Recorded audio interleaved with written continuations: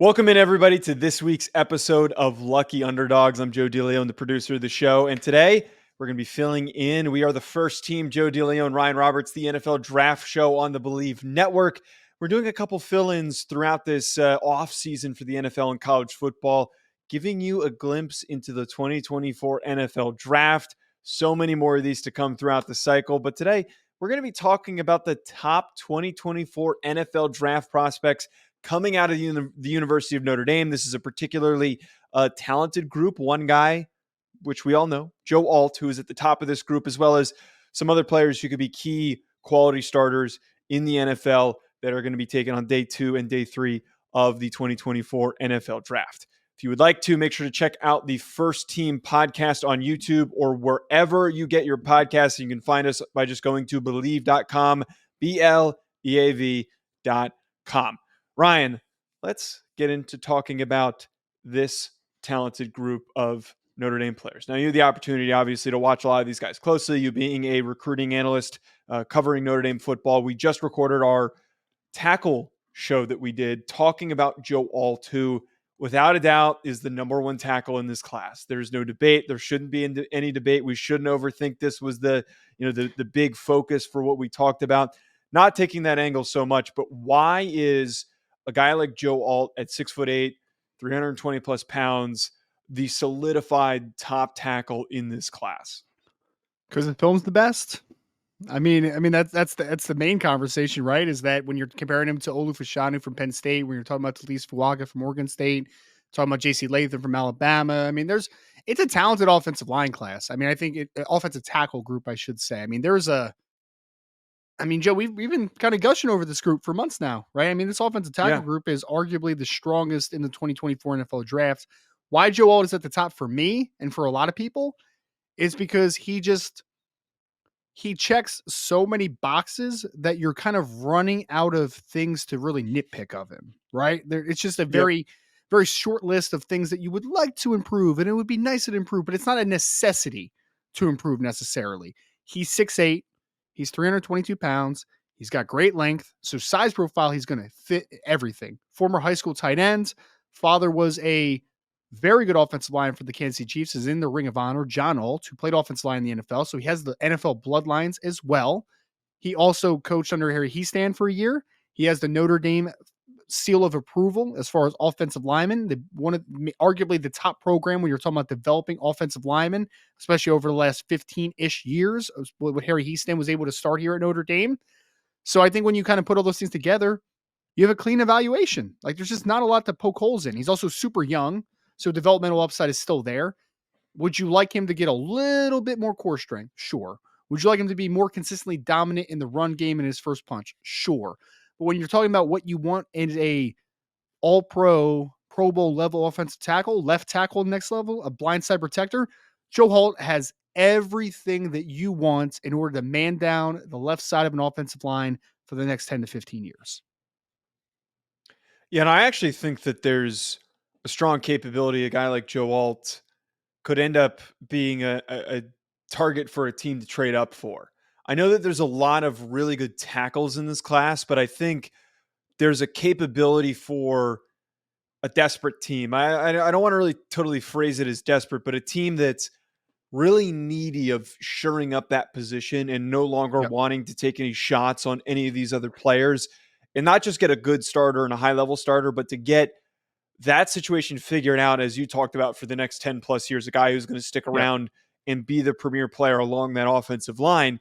It does get a little bit wonky when we're looking at the top 10 of the draft order, because there's potential for some trade ups to go get Drake May, to go get Jaden Daniels. And heck, maybe there's a desire to trade up and go get Bo Nix, because that fourth team doesn't want to get stuck with the other scary options. But Joe Alt, I would be really stunned if he ends up falling outside of the top 5. I think I mocked him in my last mock draft falling a little bit outside because of some possible indirect impacts of those trades. But this guy does have to be a top 5 pick, like a lot of his predecessors before him that were left and right tackles for Notre Dame. Well, it's obviously, you talk about 3 quarterbacks right at the top. You're going to talk about a couple wide receivers that might be in contention as well, along with Marvin Harrison Jr. and Malik Neighbors out of LSU. But I would phrase him as a top 7 slam dunk in my opinion, because I think the 7th overall selection is the Tennessee Titans, and I think if he lands Tennessee, that's kind of where a slide ends. I really think that he's that type of high level player, because I think that the demand is going to be so high too, Joe, because we talked about, the kind of where we see these players in the class. And I mentioned a lot of great players like Fashanu and Talise Fuaga and JC Latham. But I think that the thing that Alt and Olu have in their to their advantage is that they're both true left tackles at the next level, right? The other guys, JC Latham, Darius Mims, and Talise Fuaga, they are right tackles. That's the only position they've played in college. So Mm. although one or two of them might be able to project at left tackle in the next level, they're not foregone conclusions. I mean, you still are looking at Joe Alt and Olufashano as the only two guys that you know for sure are left tackles on the next level. So that demand, I think, will obviously be there for a player like Alt. Now, the Senior Bowl just wrapped up this past weekend. When you're tuning into the show, two guys had quality weeks. One had a much better week than the other. Talking about Cam Hart, the cornerback, and Maris Loifau, the linebacker. Cam Hart, to me, man, like really reassured where he's going to fit in this class. I think that Yep. there's a ridiculous amount of talented corners. Like, I think right now I've got some insane number, and you and I were talking about this. I have like a ridiculous number of corners with top 50 grades right now. I've got 9 guys that I would take somewhere the middle of the second round to the middle of the first round. There's just so many good players in this corner class. So a guy like Cam Hart could be a casualty of this and ends up going somewhere later on day 2, early on day 3. But he is Yep. a long, tall corner that is just really strong, and I think is going to translate well as a really good zone corner. I had thrown out this on our show. He reminds me a lot of James Bradbury. And I think that I he could see is it. going to be somebody who gets taken early day 3. And then 2 years from now, he works his way into the starting lineup. And we're just like, wow, Cam Hart's a really good starting outside corner. He's doing a really good job playing in the zone specific scheme. Just depends on if he lands in that right situation. Yeah, I think for me, he's a little bit of he's a wild card in this class, Joe, because I think that his talent level could be seen somewhere on day 2. And again, you mentioned it already, but 6'2" and 7/8", so right around 6'3", 204 pounds, 32 and 5/8 inch arms. This kid looks the part, and I was told that he's going to test really well. I expect him running 4.4 high at the combine in Indianapolis, so I think that he's going to test exceptionally well for his size. The thing that has been the inconsistencies with Cam Hart on the field are producing turnovers, ball skills more than Mm. anything. He's a little bit tight with some transitions because he's a longer corner. But the thing that is going to make or break his evaluation is the injuries. He's had multiple shoulder injuries to his in his backgrounds. What are those medicals going to look like? But I think that he goes 3rd, 4th round, and I do think he has starter upside because just don't see a lot of corners that look like him, man. Like there's just not a lot of guys that are right around 6'3", 200 plus that can run 4.4 high. He's got a really nice starter level profile to him on the next level. Loifau, a little bit less of not like a sure thing, but you could actually make some comparisons to their draft projection and just the general feel for them as a prospect, because like you got all these really good physical tools, but there's a couple areas where it doesn't really hit, it doesn't Right. really come together, that is going to hinder where they get selected. And you had said this, and I think it's a really good point with Amaris Loifau, 6'2", 239 pounds, has a vastly volatile draft projection because he's either good enough for a team to be like, this kid's long, he moves really well, he can impact the catch point, he could be a really good coverage player if we get him right. That could happen, and he could go somewhere in the second round when there's not a lot of linebackers to pull from, or a lot of teams could get scared away, and he could end up getting drafted middle to the end of day 3. There is such a Yep. wide net for a guy like Meredith Sloifau. I mean, I'm also going to add this into the fact we're going to bring up JD Bertrand. Might as well bring him up now.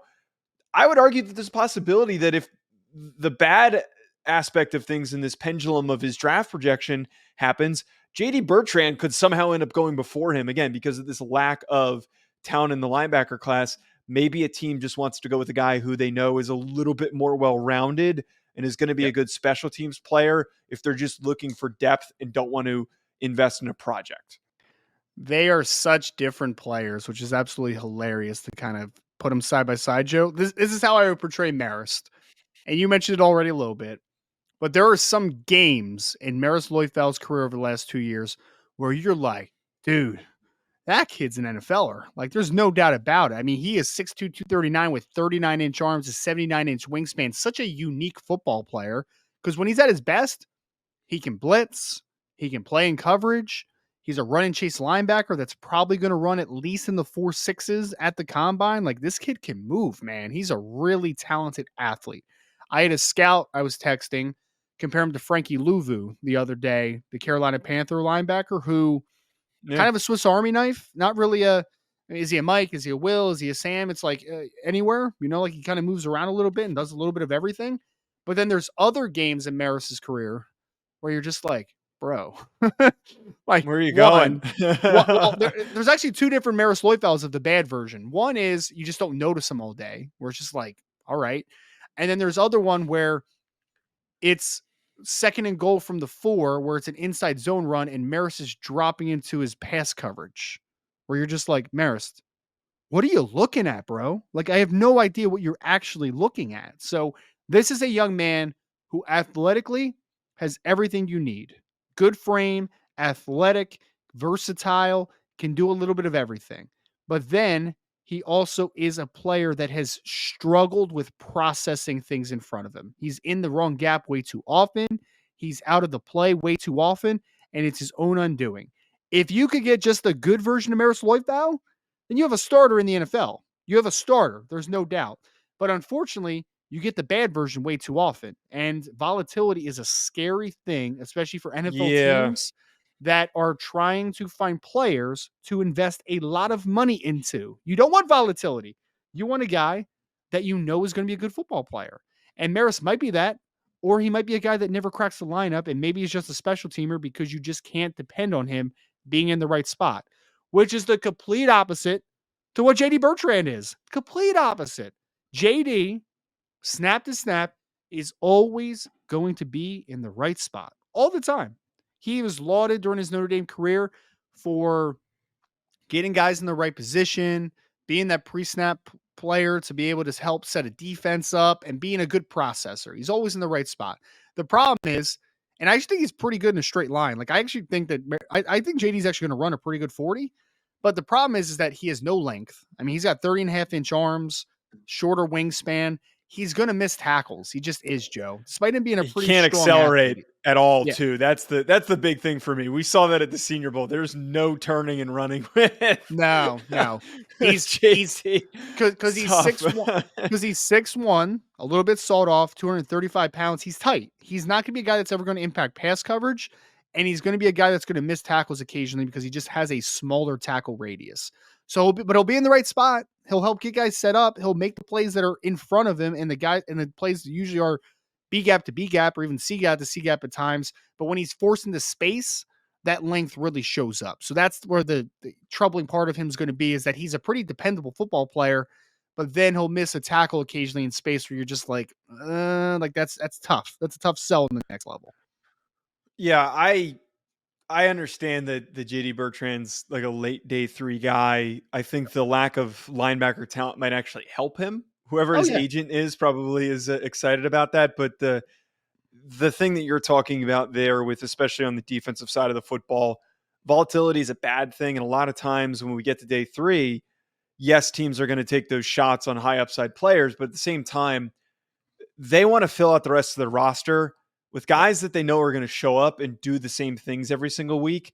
Agreed. That when the starting Mike linebacker goes down, that they can call JD onto the field and he could be the personal protector and run down on kickoff. And I think that that's where a role like JD Bertrand ends up Yep. working out. Who was that Clemson linebacker who Ben was Boulware. stiff as all hell? James It remind Skalski. One of them. Are you talking about recently, yes, or are you talking both. about But you know the type yeah. that I'm talking about. They both just were stiff as a board and not really super bursty, but How were dare you really good insult college James Skalski linebackers. like that, man? How dare you insult James Skalski like that? It's insane.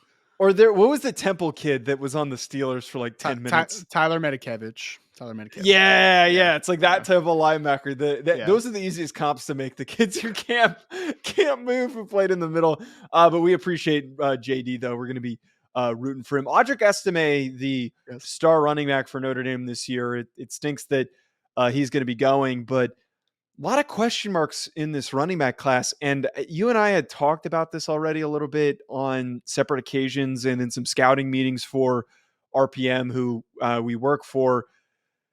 He is going to work well, I think, in this class because there's a number of gadget players. And I also look at a guy like Braylon Allen, who isn't super bursty, but just like a big dump truck. Instead of going after a Braylon Allen, I think some teams are going to look at an Audric Estime and think maybe this isn't a down to down rep, every single play guy because the modern NFL doesn't really call for it. Yep. But if I could call on Audric Estime in short yardage situations, if I can call him on first down to come in and block, he's exactly what you need. He is the good counter for a lot of teams that have those scat backs that need the bowling ball. And that's exactly Audric Estime. You ready for my comp for Audric Estime? Been holding this one back, man. Are you ready for this? Oh, man. Uh-oh. Jonathan Stewart. Jonathan Stewart. Gives me Jonathan Stewart Ah, vibes. Believe host Jonathan Stewart. Oh, really? He's a host on Believe, really? Yeah, he's a Believe in Panthers host. Yeah. Oh, okay. There you go. Well, I think that Audric brings a similar profile to what Jonathan Stewart did because he is a densely put together kid, man. Like just absolute muscled up. I mean, Audric is going to be probably in the 6 foot plus range and about 230 pounds, but he is going to look like an absolute Hercules on the field, man. Like absolutely densely Damn, put he together. ran a 4.46. Yeah. Well, here's my claim, Joe. Here's where I was going with that, though, is that Jonathan Stewart was never a good change of direction guy. I think that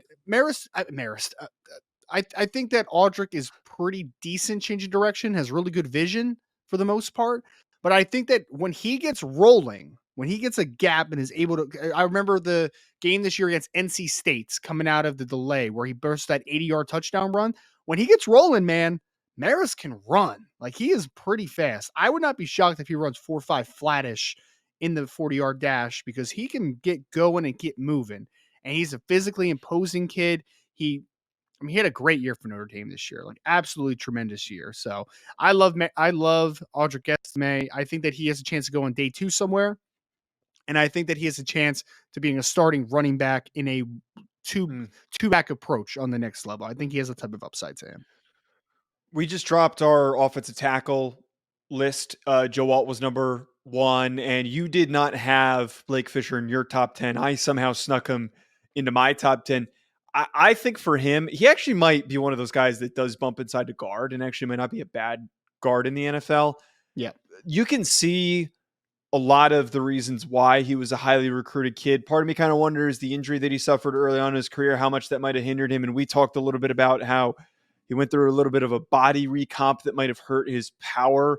Not as strong as I think you would love, but still, moderately movable guy that I think does find a role in the NFL. There's a lot of tackles in this class that might hurt where he ends up getting drafted. Sure. But I wouldn't be shocked if Blake Fisher doesn't find a way starting in the NFL in the future. He has starting caliber talent. The thing with Audric is that Audric needs to be bought in to the projection and bought in to what the vision is for a particular NFL team because and I don't fault him because offensive tackles make more money, right? So I don't fault him for wanting to prove that he can play offensive tackle. But the best version of Blake Fisher we saw at Notre Dame was actually the 2022 version when he was about 325, 330 pounds, where he was a physically dense kid that could displace gaps a little bit and had pretty good overall short area power, was able to create power in some tight windows. He lost too much weight going into 2023. He got down to like 310 pounds, and that compromised his core strength and his explosiveness. Like it just was not the same as it was in 2022, but he has great size, pretty decent feet, somewhat of good flexibility. I think that he has tools to be a starting offensive lineman. I just think that he really needs to buy in to playing inside. I really do, Joe. I don't think his arms are going to be very long. I don't think that he's incredibly flexible enough to be on the offensive tackle at all times. I think though that he could be a starting guard in the NFL. I truly believe that he has that upside to him. But at the end of the day, that's going to be Blake's buy-in, or that's not going to be Blake's buy-in. Like he's going to either fight it or he's going to buy into it. If he does buy into it, I think he has that type of upside. But he has to be okay with the vision, man. At the end of the day. Before we close out here, last likely draftable guy, Sam Hartman, the starting quarterback this year. Oh, I thought I you were going think to say that there might Spencer have been a Schrader, kicker. Michael Vincent is Michael Vincent. also. Michael Vincent's a really good long snapper. I don't know if he's NFL good, but he's a very good Yeah, long well, snapper, man. I don't know if I don't think he got invited to any events, which is usually already like a kind of like a tough uphill battle if you don't get invited to the Shrine Game or to the Senior Bowl. Yep. But yeah, there's probably a shot that he ends up getting a camp invite. I mean, Scott Daly wasn't a highly sought after prospect coming out of Notre Dame, and he's been with the Lions for a really long time after going the alternate league route. So maybe that's kind of the way that things work out for Michael. He's got the frame for it. At the end of the day, he's got the frame for it. You need to be big, have big, long arms. That's what it takes to be successful as an NFL long snapper. A quick 2 minutes though here on Sam Hartman. Sure. I think that there was a world coming into the year that he could have been like a day 2 pick if he finished the season stronger and had like a really good second half of the season, but it just never really came together. And I think that we saw the athletic limitations that a guy like Sam Hartman has. There's Yep. still a world where he becomes a decent backup quarterback in the NFL, but I'm not exactly holding my breath. I will say though, I feel more confident in Sam Hartman than I did in Ian Book. Oh yeah. Oh, easy. Hey, Ian Book was a tough football player for Notre Dame and did a lot of good things, but he wasn't an NFL talent. Like he just wasn't. Overdrafted. Yes, he just wasn't an NFL talent. You knew he was a guy that should have been in an alternative league, Joe. Like he should have been the XFL, USFL, something like that, and he probably would have been pretty successful in that type of environment. But Sam Hartman has more ability to stick in the NFL because I just think he's a little bit more talented of a thrower, a little bit more consistent. It's going to be because ultimately, Sam Hartman at best, in my opinion, is going to be a backup in the NFL. He needs to take that route and that buy-in because he does lack big time tools. He is 6'1", 209 pounds, smaller frame. He has a fine arm, not good, slightly below average arm for the NFL. Okay player outside of structure. He can move the chains with his legs at times, even though he's not like a great running threat. But he needs to be a guy that is what we saw in Mobile throughout the week of practice. I know he was awful during the game, but during the week of practice, Joe, he was consistent. He was pretty Yeah. accurate and he was kind of dependable, right? And that's what he needs to sell to NFL scouts. I think he's going to go mid to late day 3 ultimately, just because he lacks tools and starting upside. But I do think that he could stick as a backup on the next level if he can show that he can be accurate and dependable on a snap to snap basis and a game to game perspective. Everybody, thank you so much for tuning in on today's crossover episode of Lucky Underdogs and the First Team. If you're tuning in wherever you're catching us or on Bally's, Ohio, thank you so much for sitting down with us. And hopefully these Notre Dame players end up having a successful career in the NFL, and we're going to be rooting them on in the 2024 NFL Draft. You can follow me at Joe DeLeone. You can follow Ryan at Rise and Draft. We'll be back with more. Enjoy the rest of your week.